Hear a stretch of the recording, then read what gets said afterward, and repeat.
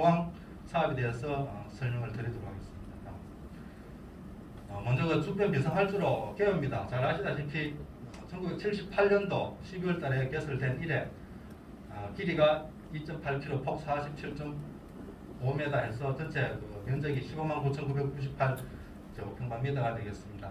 이 비행활주로에서 진행되는 그 훈련은 보시면은 최근 10년간 한 3회 정도 했었습니다. 짧게는 3년, 길게는 5년 단위에 한 번 정도 이렇게 비행훈련이 있다는 걸 말씀을 드리겠습니다. 다음.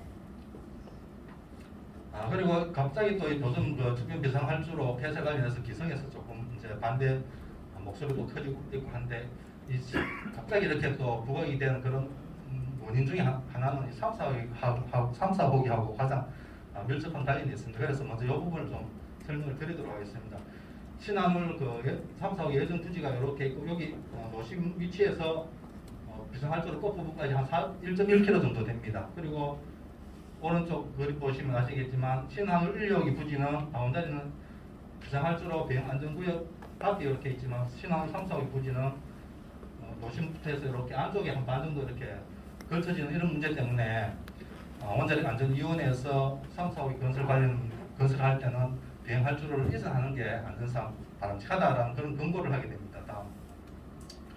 그런 권고와 맞물려서 2015년도에 주변 주민 5천여 명의 서명을 받아서 비상활주로 폐쇄해달라고 권익위원회에다가 청원서를 제출하게 됩니다. 오고 이듬해 12월 달에 기부대 양육 방식으로 관계기관 조정 합의가 있었습니다. 이 기부대 양육 방식이라는 것은 똑같은 비행장 지주면은 비상활주로 폐쇄하고 그쪽으로 이전하겠다 하는 그런 내용입니다.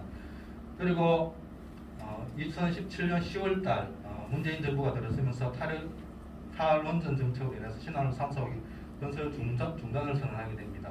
그래서 이 수면 아래로 이렇게 가라앉아 있다가 2022년 작년 5월에 윤석열 정부가 출범하면서 3, 4호기 재개 결정을 하게 됩니다. 그래서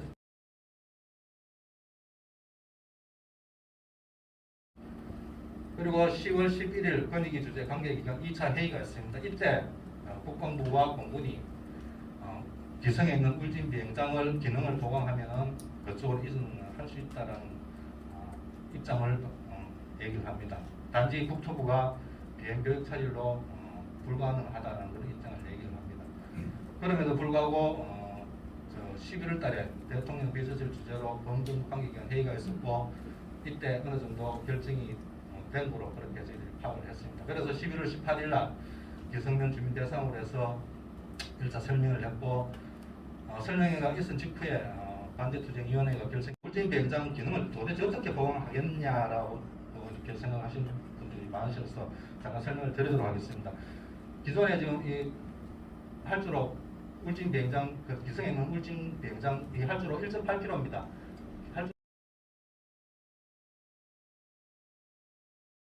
하는 이런 기능 보강 사업이 되겠습니다. 물론 여기 있는 요 주기장 방어벽 요 위치는 저희들이 막 이해하기 쉽도록 임의적으로 이렇게 잡아놓은 겁니다. 실질적으로 이 부대 시설은 여기 갈지 어디로 갈지 그건 국방부하고 앞으로 협의를 하면서 아마 결정이 안 되겠나 그래 보시면 될 것 같습니다.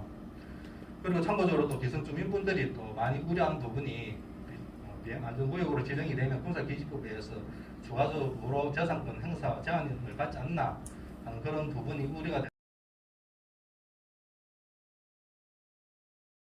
반경 3.3km에서 이렇게 잡혀 있고 군사기지법에 의해서 비상활주로로 지정이 되면 비행 안전구역으로 지정이 될 수도 있습니다. 비행 안전구역으로 지정이 될 경우에 연 하늘색 이렇게 직사각형으로 표시된 이 부분이 비행 안전구역으로 지정이 될 겁니다. 활주로 양끝에서 2.3km씩 활주로 길이까지 한 7km 그리고 중심선 동서 방향으로 해서 0.6km에서 1.2km 정도 메타가 되고 그렇게 되더라도 실질적으로는 이 큰 바운더리 장애물장 표면 그 안에 이렇게 위치를 하기 때문에 실질적으로 이중으로 재산권을 제한을 받는다는 그런 사항이 없다는 것을 말씀을 드리겠습니다. 이상 저희실 소환 사항에 대해서 설명을 마치겠습니다. 감사합니다. 가지고 계시는 그럴 거예요. 그런데 자 주변 비상활주로가 지금 기성에서 뭐 여러 가지 프랭카드도 걸고 이렇게 하는데 저는 뭐 그거는 개의치 않습니다만은 문제를 분명히 아셔야 되는 게 아까 잠깐 얘기가 나왔어요. 2016년 12월 달에 1차 조정 합의가 있었습니다. 1차 조정 합의. 거기에 사인은 했어요. 그런데 거기에 기성이라는 표현은 안 들어가 있었어요. 기성에다 한다 하는 표현은 안 돼 있었는데 기부대 양여 방식으로 한다 이렇게 돼 있어요. 기부대 양여 방식이란 게 뭐냐? 아까 설명드렸지만은 똑같은 비행장 만들어 주겠다는 거예요. 할주로. 그러면은 기성이라는 이름이 안 들어가도 울진군에서 거기다 똑같은 비상할주를 어디에다 만듭니까? 눈 가리고 아웅이에요. 그게 2016년에 맺어져 있었던 겁니다. 이게. 일단 그러한 부분들을 여러분들이 분명히 아셔야 된다는 말씀을 드리고 그 다음에 3, 4호기가 중단이 되니까 전 울진 군민이 가가지고 데모를 했잖아요. 청와대 앞에 가가지고 3, 4호기 재개해달라고 다 데모했습니다. 예. 다 데모했는데 지금 와가지고 비상할주로 저기 얘기 나와가지고 그 비상할주로 폐쇄해야 된다.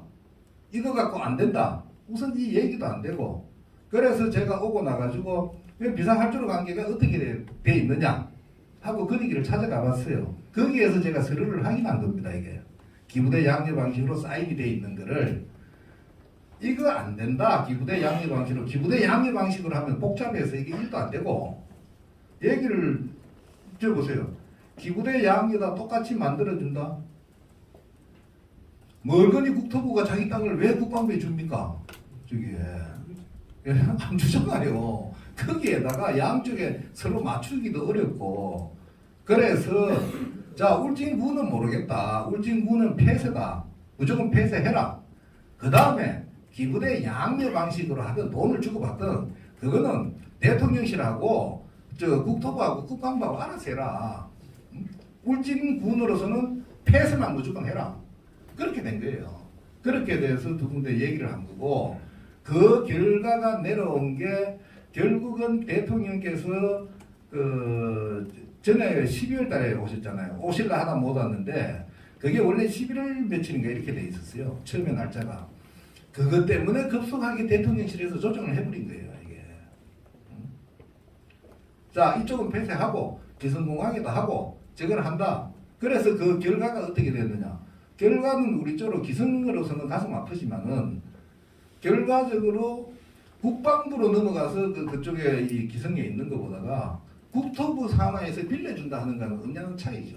훨씬 나아진 거죠. 울진군에서는. 그러니까 국토부 소속으로 비행장은 그대로 있는 거거든요. 거기에다가 국방부가 필요할 때에 훈련상 필요할 때 빌려 쓰는 거지 않습니까? 이게. 결과가 그렇게 된 거죠.